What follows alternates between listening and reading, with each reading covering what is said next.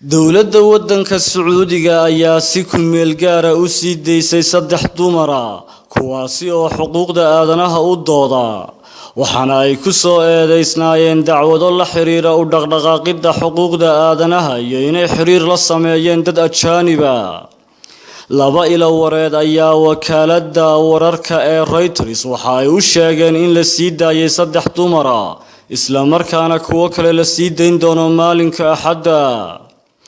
hay-adda u dooda xuquuqda aadanaha ee lagu magacaabo Amnesty International iyo hay-adda kale ee xuquuqda Sacuudiga u dooda ee lagu magacaabo ALQST oo fadhigeedu uu yahay waddankaasi boqortooyada Ingiriiska ayaa magacyada dumarka la sii daayay ku sheegtay Iimaan Al-Nafjan, Casiisa Al-Yuusuf iyo weliba Ruqiya Al-Muharrib.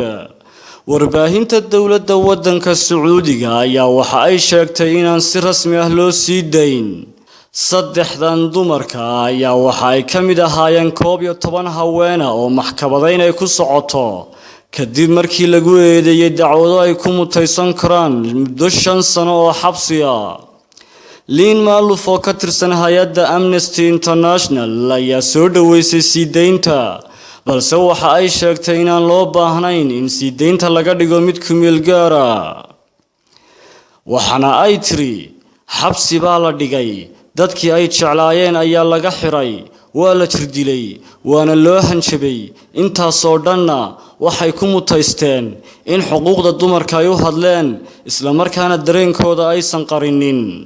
hay-adda Amnesty International waxa ay dowladda Sacuudiga ugu baaqaysaa inay meesha ka saarto dhammaan dacwadaha lagu soo oogay haweenka iyo weliba dumarka kale ee xuquuqda aadanaha u istaagay kuwaas oo ay tahay bay tiri hay-addaasi in dhammaantood sida ugu dhaqsaha badan loo sii daayo. Saciid Axmed Tamriise, wararka telefishanka caalamiga ah Star.